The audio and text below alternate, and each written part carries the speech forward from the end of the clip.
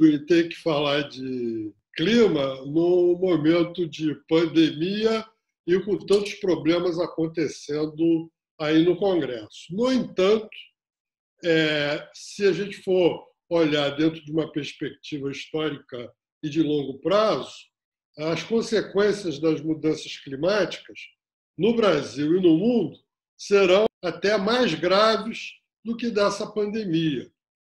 E essa pandemia, por outro lado, ela cria aquele famoso ideograma chinês chamado Weijin, que quer dizer ao mesmo tempo crise e oportunidade. Então, vou falar 2 segundos aí a respeito do contexto. Né?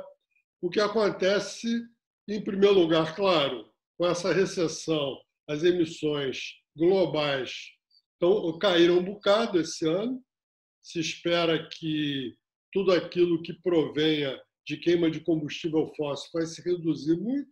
No entanto, no Brasil, as emissões que provêm do desmatamento da Amazônia estão aumentando. Nós tivemos a informação do aumento de 51% do desmatamento entre janeiro e março, que são meses de chuva, e tivemos aí essa vergonha deslavada, que foi essa punição aos fiscais do IBAMA que retiraram esses garimpeiros assassinos que jogam mercúrio nos rios e estão perigando passar Covid para as populações indígenas, retirar eles das áreas. E vocês devem ter visto na reportagem a quantidade de armas, de fuzis que eles estavam portando. Bom, em relação à questão climática, o Brasil sempre teve um papel importantíssimo nessa questão desde o início. Não só pelo fato de ter sediado a Rio 92, onde foi assinada a Convenção do Clima, como também pelo fato de ser o 7º maior país emissor e também pelo fato da nossa diplomacia historicamente ter jogado um papel importante em praticamente todas as conferências do clima. A partir do advento trágico do governo Bolsonaro, tudo isso está indo para trás, tudo isso está sendo desmantelado. Então, o ensejo, a preocupação fundamental minha nessa teleconferência é a gente, de alguma forma, preservar aquilo que nós conseguimos conquistar no momento anterior, à espera de tempos melhores que, sem dúvida, virão em algum momento na esfera federal. Então, Mário Mantovani se lembra muito bem da mobilização que nós fizemos no Congresso Nacional, na Câmara e no Senado pela ratificação do Acordo de Paris. O Brasil foi o primeiro país a ratificar o Acordo de Paris do ponto de vista de um ciclo democrático completo, com o envolvimento do parlamento. Nós conseguimos aprovar em 1 mês e meio, nas 2 casas, sendo que o Senado votou a ratificação na semana do impeachment. Vocês imaginam uma porradaria que não estava comendo ali, e de repente parou tudo para aprovar a ratificação do Acordo de Paris, que foi por unanimidade. A partir daí, eu, naquele momento, assumi o Fórum Brasileiro de Mudança Climática e nós começamos um processo de 2 anos que foi destinado, basicamente, a produzir 2 documentos.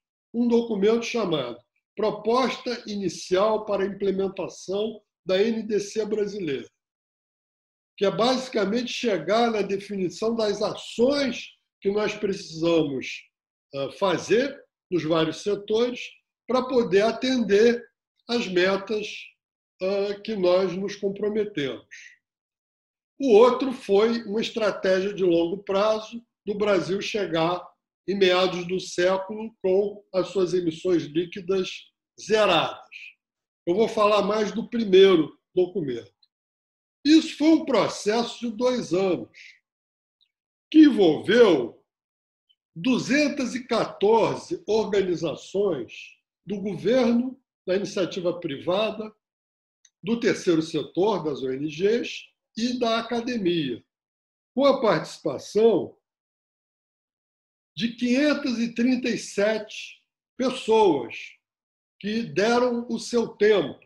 Tivemos 9 câmaras temáticas funcionando. Além disso, fizemos diversas reuniões bilaterais com pessoas que eram assim, muito importantes para poder participar do processo. O presidente da Petrobras, os ministros, os ex-ministros todos. Ou seja, foi um processo muito detalhado, aprofundado, que demorou quase 2 anos. E o que é mais interessante, todas as conclusões que nós chegamos por consenso. E atenção, a gente tinha desde o Greenpeace, de um lado, até o pessoal do lobby do carvão de Santa Catarina, o Zancão, do outro. Então, você imagina, nas reuniões da Câmara Temática de Energia, o tipo de discussão que rolava, e nós conseguimos chegar num documento de mais ou menos 50 páginas. Vocês todos receberam o resumo executivo, mas eu sugiro que solicitem um documento também, que chama Proposta Inicial para a Implementação da NDC Brasileira. Esse documento foi entregue ao presidente da República, ao presidente do Congresso Nacional e a 8 ministérios que fazem parte do GECS, da época, o Grupo Executivo para Mudanças Climáticas. E, em alguns casos, diretamente nas mãos dos ministros. Se o processo tivesse continuado, no ano seguinte, que seria 2019, nós estaríamos discutindo metas setoriais, porque, obviamente, a meta brasileira é de redução de 43% das emissões, usando como ano base 2005 em 2030 e 38% em 2025, ao largo da economia. Isso que em inglês se chama Economy Wide. Mas, obviamente, o Economy Wide é constituído de partes. E essas partes precisam ter as suas metas e essas metas vão também ter que ser acordadas por consenso. O que ocorre é que o papel do governo federal nesse processo foi reduzido a zero. Acabou, não tem mais isso. Então, o que nós tivemos que fazer? Em primeiro lugar, mudar o eixo da nossa ação para os estados. Então, nós estamos, desde o dia 25 de abril do ano passado, mobilizando governadores pelo clima e, junto com a BEMA, junto com o ICLEI, fazendo um trabalho nos estados para que a gente possa subdividir a execução da NDC, responsabilizando cada estado fazer a sua parte e também, nesses estados, discutir com os vários setores econômicos as metas de cada um, e esse é um processo que mobiliza os fóruns estaduais de mudanças climáticas e também as frentes parlamentares ambientalistas das assembleias legislativas. É o que existe, é o que há a fazer nesse momento, em que não há nada a fazer no âmbito do governo federal. Claro, nós mantemos uma boa relação com o corpo técnico de alguns ministérios, em particular com o Ministério de Ciência e Tecnologia, onde o corpo técnico não foi submetido ao regime de terror que acontece no Ministério do Meio Ambiente, mas realmente o momento é de se trabalhar com os estados e também, no outro nível, com os municípios, as cidades, mas basicamente com os estados, porque é no território dos estados que tudo acontece. Não é em Brasília que tudo acontece. Certo? Agora, nós precisamos dar uma consequência legislativa a esse trabalho que foi feito. De alguma maneira, para impedir que isso se perca, porque esse é o desejo do governo Bolsonaro.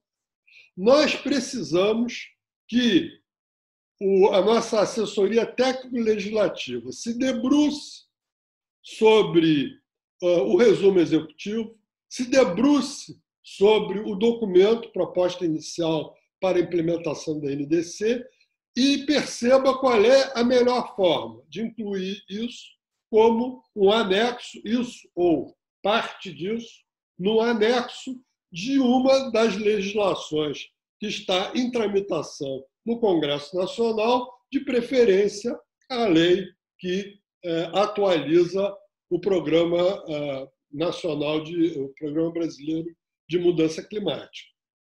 Porque nós não podemos perder 2 anos de trabalho, nós não podemos perder o acúmulo democrático e o profundo diálogo que aconteceu naquela ocasião, só porque agora temos um governo de negacionistas climáticos que nega a própria existência da mudança climática. A gente sabe que não há mal que dure para sempre. Essa desgraça ela vai passar em algum momento, e nesse momento é necessário que nós tenhamos os estados avançando com as suas agendas, junto com as assembleias legislativas. E esse trabalho que foi feito, esse acúmulo, de alguma forma, resguardado dentro da legislação brasileira. Então, essa é a minha preocupação. Em relação às ações que estão sendo priorizadas nesse documento, muito rapidamente, para a gente dar aí oportunidade de bastante debate, é óbvio, nós sabemos, a principal fonte emissora brasileira é o desmatamento, e o desmatamento é possível se reduzir. Nós já conseguimos, numa determinada ocasião, num certo período, entre 2004 e 2012, reduzir em 80% o desmatamento, e 40% das emissões brasileiras foram reduzidas por causa disso. Nós, obviamente, temos que apostar no reflorestamento, tanto de recomposição da biodiversidade, da mata nativa, quanto também, em diversas circunstâncias, no reflorestamento econômico, porque ele absorve muito carbono. Nós precisamos apostar na agricultura de baixo carbono, que, por acaso, é um ponto de consenso, por incrível que pareça, mas entre ambientalistas e ruralistas. No entanto, o plano ABC é um plano piloto. Então, os critérios do ABC têm que ser transmutados para dentro do programa Safra, que é o grande instrumento de financiamento da agricultura. Tem que haver uma melhoria da produtividade da pecuária, porque isso vai reduzir as emissões chamadas entérias, dos arrotos e dos peidos dos bois. Tem que haver um esforço sério no sistema de transporte brasileiro, sobretudo, para diminuir a queima do combustível fóssil. Tivemos aí o RenovaBio, um bom começo. Precisamos multiplicar experiências como a de Campinas, com os ônibus elétricos. Precisamos rapidamente precipitar, abreviar a entrada do Brasil, por um lado, no ciclo da eletrificação dos carros, por outro lado, na utilização mais intensa do nosso etanol, dos nossos biocombustíveis. Fazer as duas coisas. E sabemos que a Anfávia quer que o Brasil seja o mercado da sucata fóssil que vai sobrar no resto do mundo. E temos que impedir que isso aconteça. No âmbito dos resíduos, e aí as prefeituras têm um papel importante a desempenhar, a questão do metano dos lixões tem que ser queimado ou reaproveitado, e a questão também do metano das estações de tratamento, a mesma coisa. E, finalmente, temos o caso da indústria. A indústria no Brasil, nesse momento, as suas emissões caem por razões recessivas, então até os números da indústria têm que ser considerados em termos de intensidade de carbono, mas existe uma série de ações que estão pontuadas aí no resumo executivo, em que pode haver também reduções significativas dentro da indústria.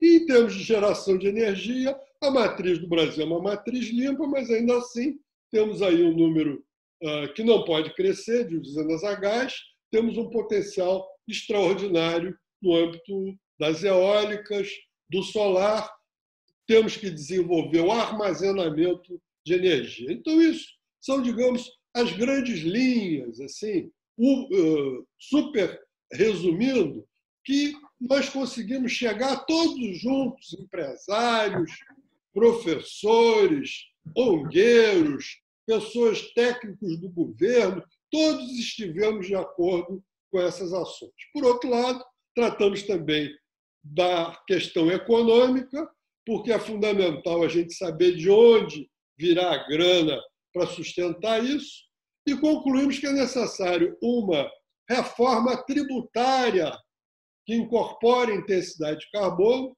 não é apenas criar uma taxa de carbono, poderíamos trabalhar em cima da CID para fazer com que ela fosse mais em cima de intensidade de carbono, mas a gente precisa fazer uma reforma tributária. E a gente descobriu nesse processo que, nesse momento, não existe nenhum estudo, zero, que analise as alíquotas dos tributos existentes à luz da sua intensidade de carbono. Como também não temos nenhum estudo que analise os 300 a 400 milhões de subsídios que o governo federal concede ao largo da economia à luz da sua intensidade de carbono. Então, isso é fundamental fazer. Alguém vai ter que fazer.